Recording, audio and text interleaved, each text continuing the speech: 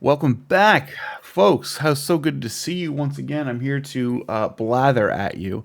I wanted to do a quick video here. I am looking at upgrading my Revival Trance deck. For those who don't know, it is a Mardu red, white, and black Commander precon from the Final Fantasy set. The commander is Terra, Herald of Hope. She does a lot of milling into the graveyard from your own deck, and then reanimating it when she does combat damage. So she's kind of a self-contained total package. I've played this deck a little bit. Completely unedited. I'm really liking it. It's my favorite of the four precons so far. So I'm looking at upgrading it, and I kind of went through a few options. Came up with a couple, two potential upgrade paths. One of them actually uses the alternative commander, which is Celes Rune Knight. She doesn't do any direct reanimation herself, but she does have some interesting counterplay, and by counterplay I mean playing around counters. But we'll touch on that later. The upgrade path for that is a little more expensive because it kind of inherently, to be any good, you need it to be a little consistent. So there's going to be, things like tutors and stuff on my list. But for now, let's start by going over what I want to remove from this deck. I think overall, now I'm going to give a number of options for removals. I'm going to probably do a lot of them, but it's not in any particular order. There's a couple that I'll call out that I think are like really not worth keeping. But overall, I'm just going to go over your options of what you can remove, and then I'm going to give some options on what I'm going to put in and what you can put in. Again, it's really going to come down to how you feel like playing it and how strong and consistent you want it to be. I am a big proponent of Commander as like a fun and casual format, so when you get to a point where you're making it too consistent, it's not what I enjoy. I know a lot of people love CEDH, a lot of people love consistency. For me, I like to have the option to do some crazy stuff in there, but I want my games to feel different every time I play them. So I'm just kind of here to give that mindset, and hopefully it comes across for you guys. So what we have here, I think I have 12 or 13 cards that I'm like really think are removal like worthy. Commander Sphere is one. I just don't think it's that good. Even if, and honestly, I think there are just straight up better things to replace it with that do similar. Like you could put a chromatic lantern in here, and because yes, the Commander Sphere has an option to give you a card draw and to stack an artifact, but with a commander that's doing a lot of graveyard play and self milling every single turn, drawing a card from a Commander Sphere is really kind of not worth it. So, I mean, again, I just think whatever you replace it with, I think Commander Sphere is really not worth having in your deck. Key to the City is fine. It's low on my list because while I don't think it's an amazing card, I also don't think it directly contradicts a lot of what the deck is trying to do or what I want the deck to do.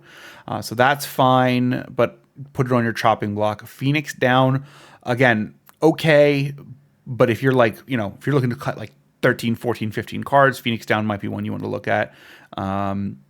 Both the Talismans of Conviction and Indulgence, I personally don't think are all that great. And again, they're mana fixing, and the deck only comes with 37 lands. I usually will run 36 to 37, which is of course a bad habit.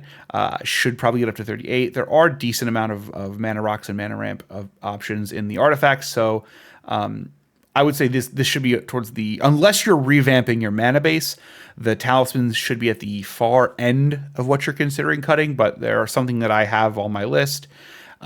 Falcon Airship Restored, again, it's not bad. It has self-recursion, and we're going to get into my normal criteria for removal in a second.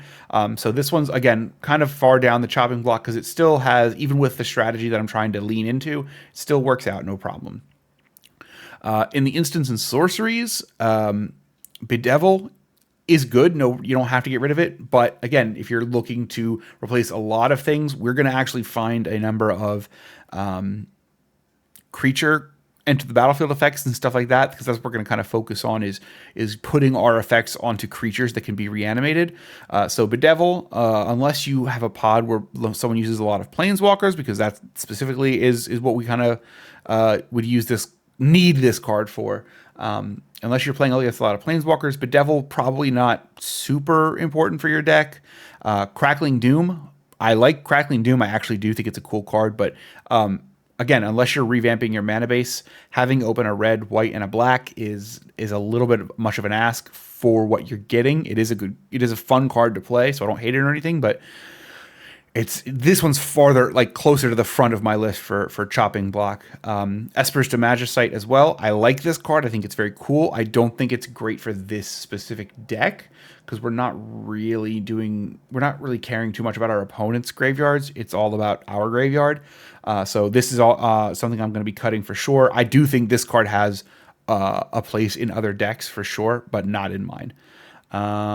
Over here, everything's good over here. Yeah. So now we're getting to the creatures. So again, Terra can only reanimate creatures that have power 3 or less from your graveyard, and they go onto the battlefield tapped. So you can't use them as blockers right away, and it happens after combat. But all that means is we're looking for stuff with enter the battlefield effects, stuff that really just has a lot of synergy options, things that we want to be able to easily have leave and come back and leave and come back and give us a lot of bang for our buck here. So talking about things to cut, Angel of Ruins, not a bad card or anything.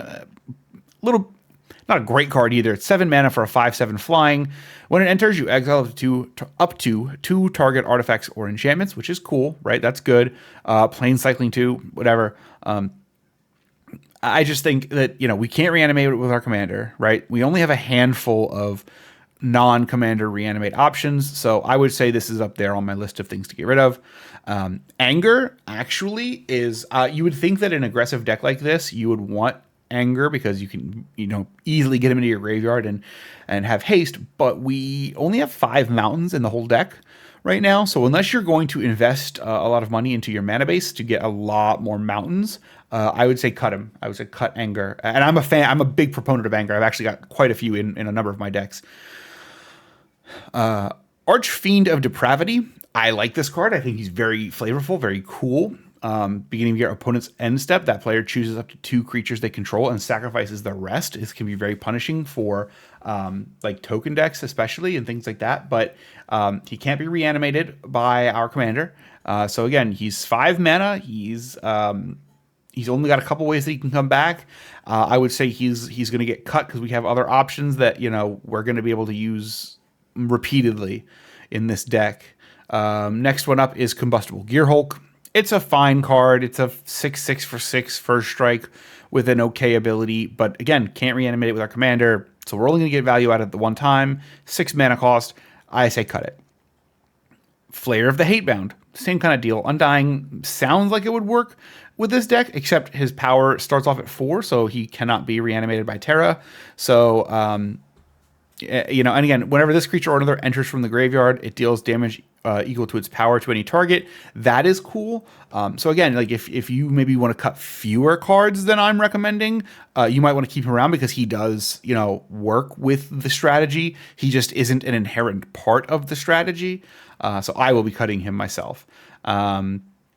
Moving on, let me look at Ruin Grinder. He's out of there. 7/4 Menace for 6. When it dies, each player may discard their hand and draw 7 cards, which they're either going to not do it or they are going to do it because they want to do it. So it's like, who cares, right? Like cannot be reanimated by our commander. He is out. He's definitely out. Sepulchral Primordial. I also really like this card. I think it's very cool, but cannot be reanimated by our commander. And we're not doing a lot of milling of our opponents. So, again, this is another one similar to Flayer of the Hatebound. You could keep this guy in because you do have some recursion that can hit him, not your commander, but some. And, he's the kind of card where late game, if you throw him out, he can really kind of swing things for you if your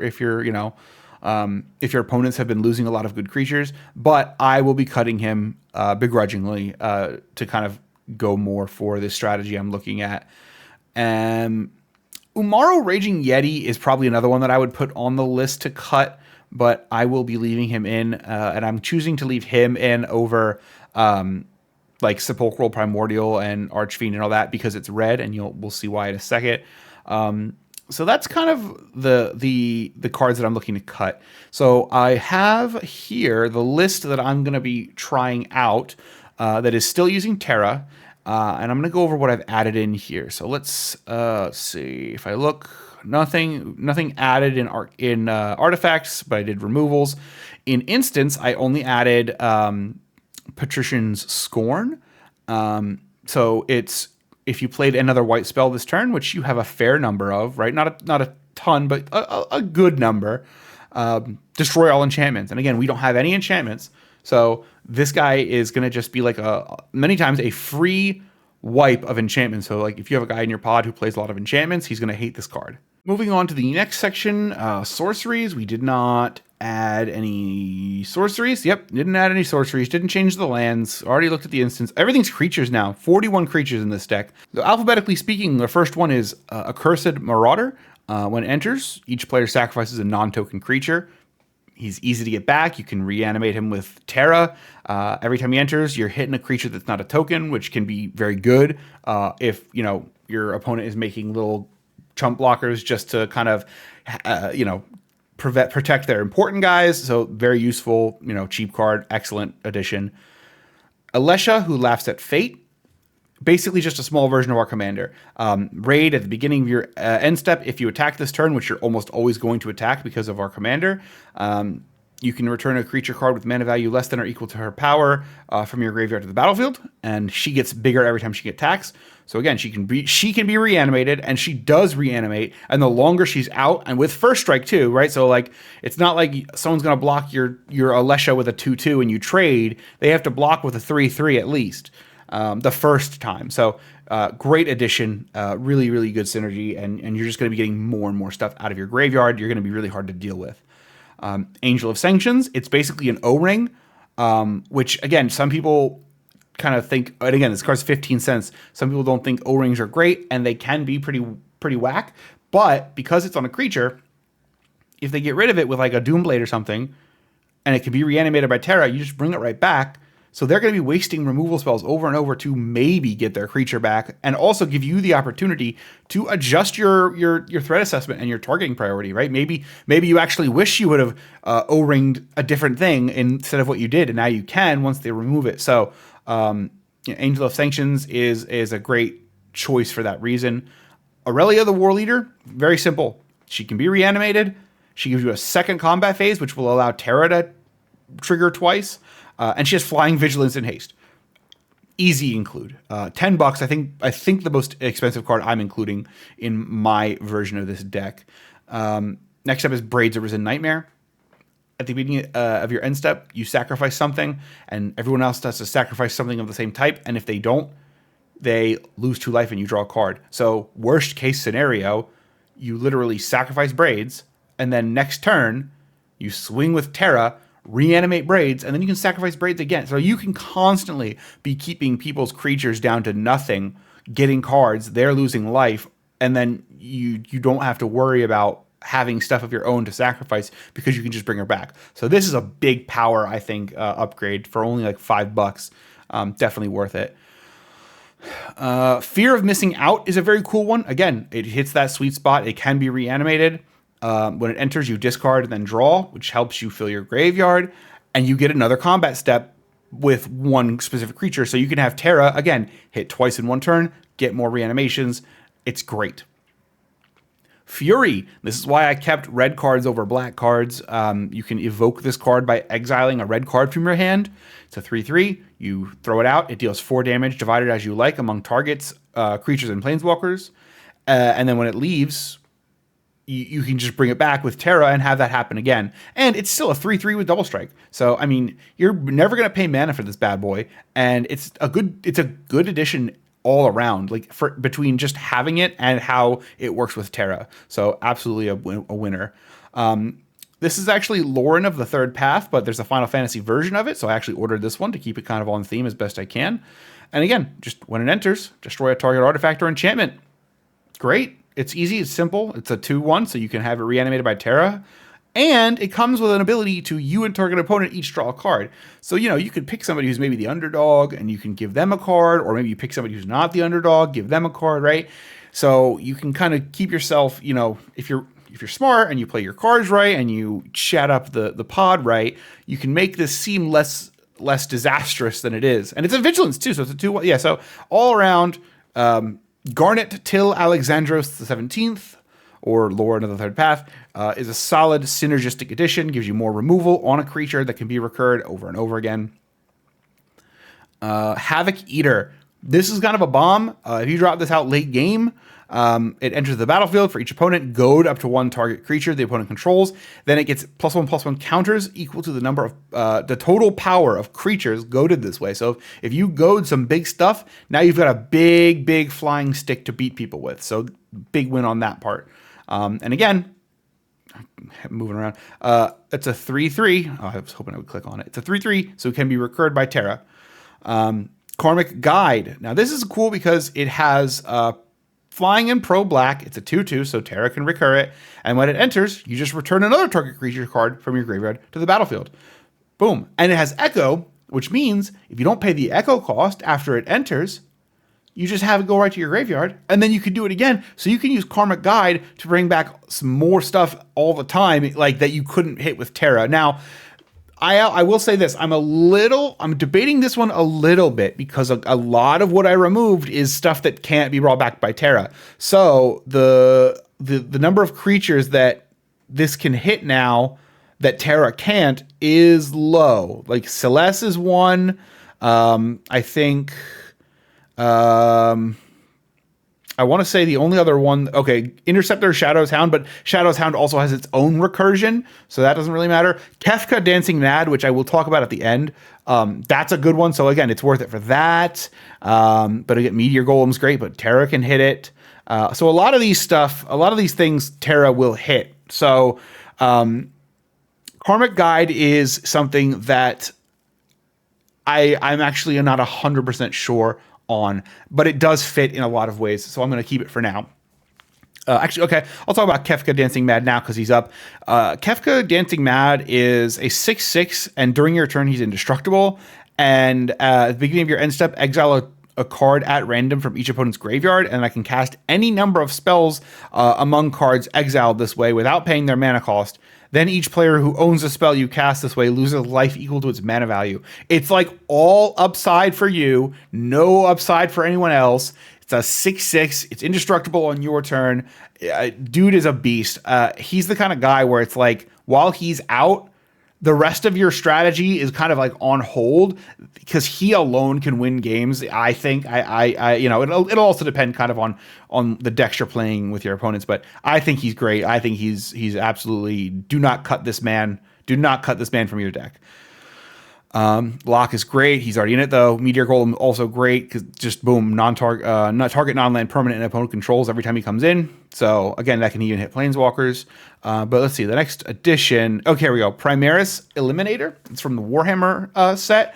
And when he comes in, you either destroy a target creature or all creatures that a target player controls gets -2/-2 until end of turn. So it can, depending on the deck, that could wipe a board. Or take out a big nasty threat. So I think he's definitely worthy. And again, 3/2. So Terra will be able to return him to the field. Seasoned Dungeoneer is a little bit. I really considered this hard for a while because it just I feel like there's oftentimes enough to keep track of in a Commander game, but you know what? It's kind of worth it. The initiative thing and the Monarch that's all well and good, but the fact that she can be recurred by Terra, and whenever you attack, you can make Terra, because she is a wizard and a warrior, you can give her protection from creatures until the end of the turn and explore. I think that Seasoned Dungeoneer it's a really strong fit. We do have other ways to protect our commander though. So Selfless Spirit, 2/1 flying, 2 power, it can be recurred. And sacrifice this creature. Creatures you control gain indestructible till the end of turn. Again, you can bring this back. You can literally sacrifice it, swing with Terra, hit a player, bring it back that turn, and just repeat next turn. So very strong synergy with this deck. We're getting close to the end. No, actually, is that the end? Yes, that is the end, because that was So that's what I'm looking at for what I'm going to be running first. It's again, the whole strategy is fill your graveyard with stuff that you can bring back, right? You want to limit the number of cards that you're sad to see in the graveyard. One thing I will mention is, I guess technically with Fear of Missing Out, you do have to have Delirium.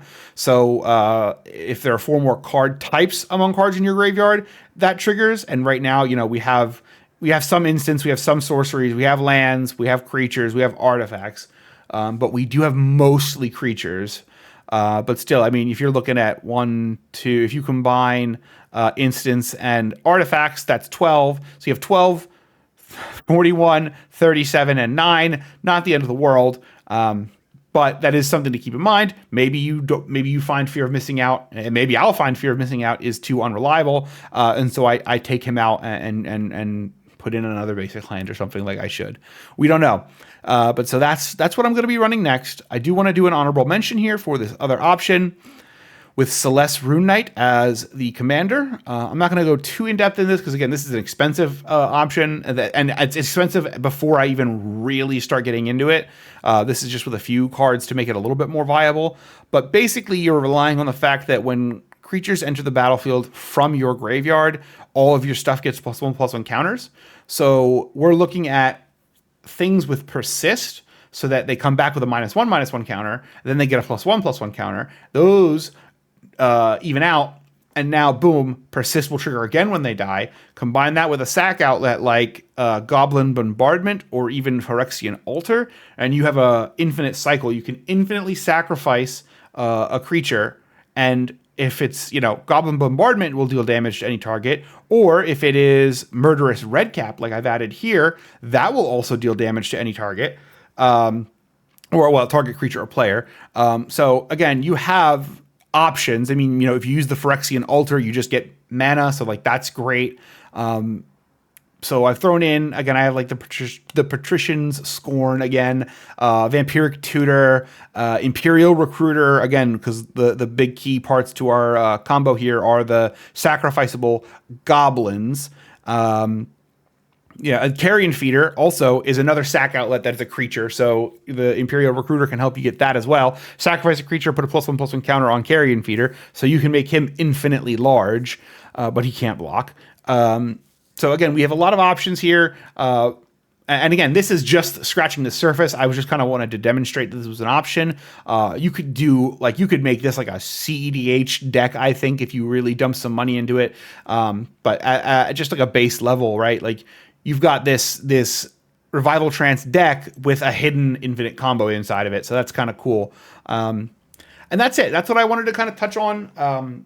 Again, this version right here, the cards are in the mail. I'm hoping to play it this weekend, and you know, I'll keep you guys posted. I really like this deck. I'm also going to look at doing upgrades for the other Final Fantasy precon decks. I just need to do more research. This one, I just really like this deck personally, so this is the first one for me that I'm looking at. But yeah, hopefully some people find this useful. I wanted to just kind of lay out my thought process as well, and again, in case anyone thinks that I'm, you know, trying to claim that I'm unique, I guarantee you I'm not the first person to come up with these suggestions. I guarantee you I'm not the only person to come up with these suggestions.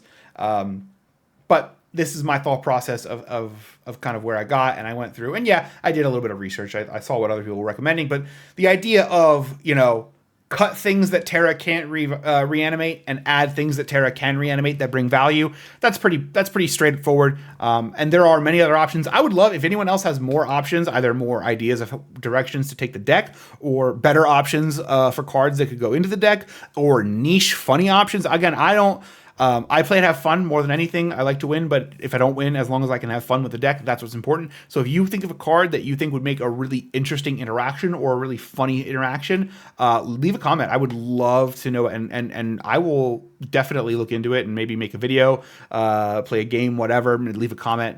But please, yeah, let me know, because that'd be very cool. Otherwise, guys, thanks so much. I really appreciate you guys, and I will catch you all around. Thanks for hanging out and watching me blather.